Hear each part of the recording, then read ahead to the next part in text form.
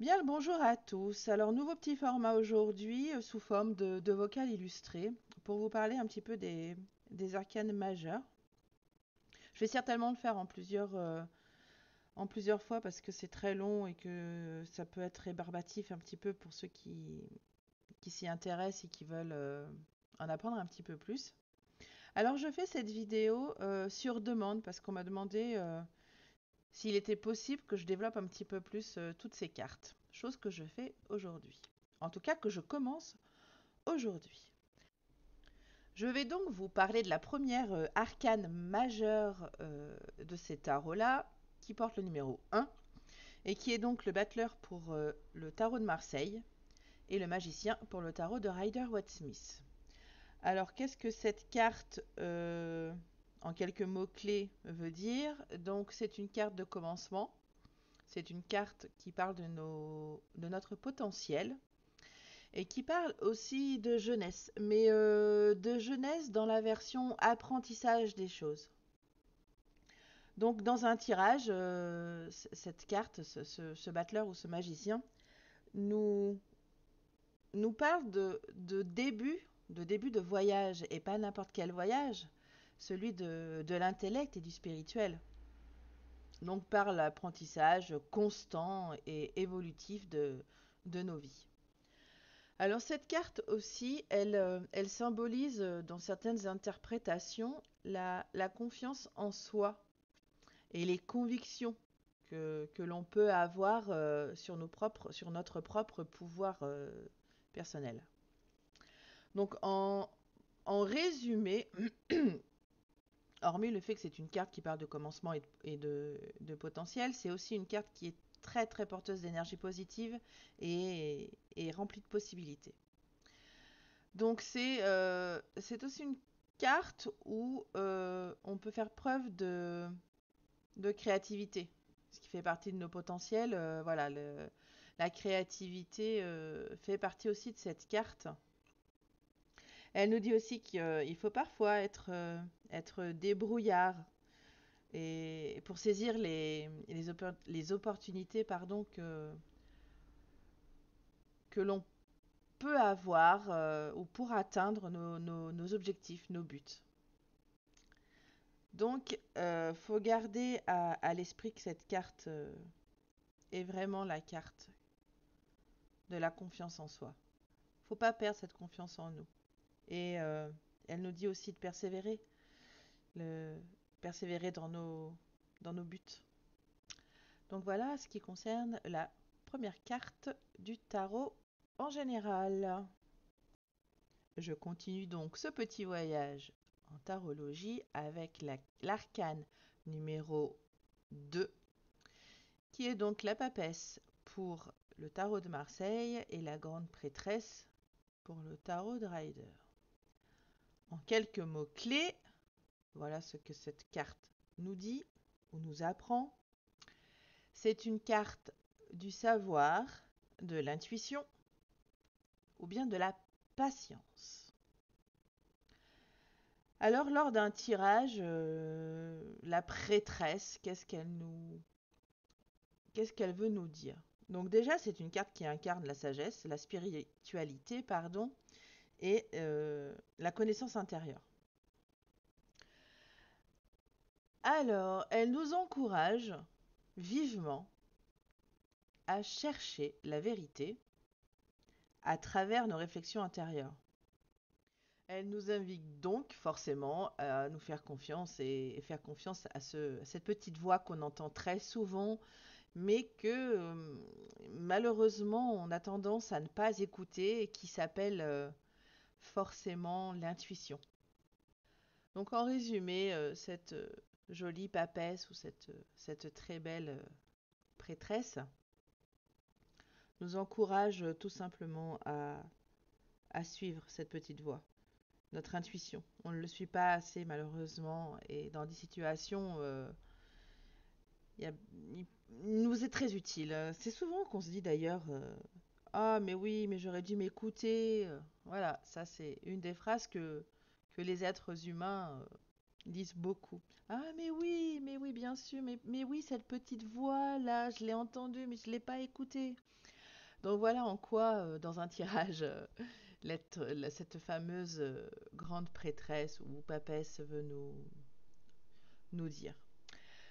Donc voilà, en gros, pour cette jolie prêtresse et cette jolie papesse.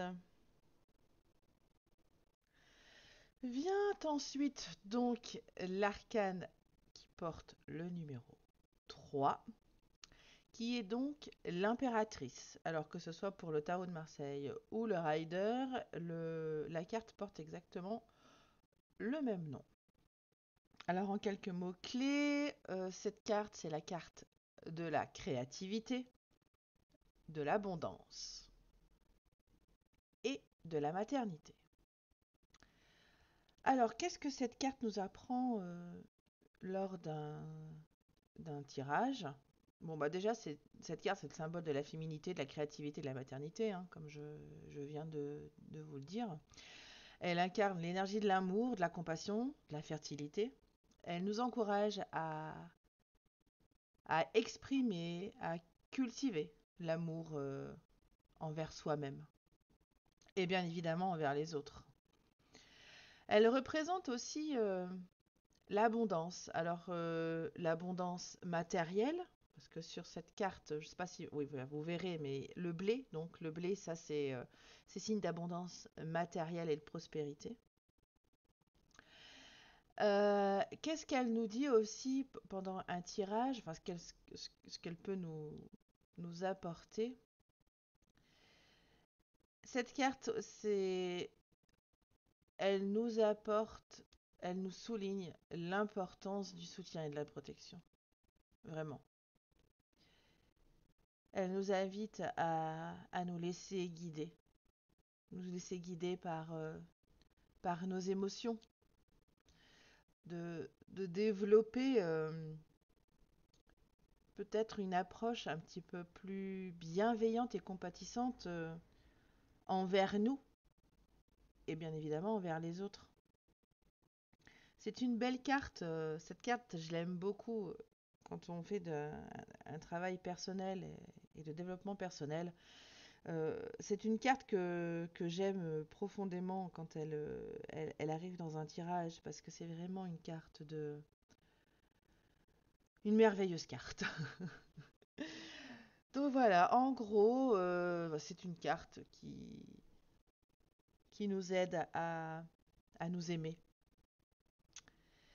Donc voilà pour la carte de la très belle impératrice. Et voici donc la quatrième arcane majeure des tarots de Marseille et de Rider, qui est l'empereur. Alors en quelques mots-clés, l'empereur c'est stabilité, maîtrise, réalisation matérielle, entre autres, hein, bien évidemment, sachant que il y a des possibilités d'interprétation multiples, hein, suivant avec quelle carte il est, avec quel autre arcane majeur il se trouve dans le tirage, ou avec quel autre arcane mineur il se trouve dans un tirage. Donc il y a plein de possibilités d'interprétation. En tout cas, sa spécificité à lui, c'est la stabilité, la maîtrise et la réalisation matérielle. Donc comment peut-on interpréter notre cher empereur sur son beau trône lors d'un tirage?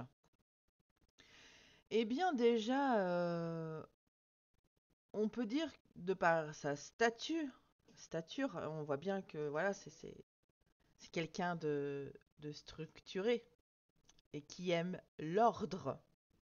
On voit bien que, surtout on le voit bien dans l'arcane du tarot de Rider.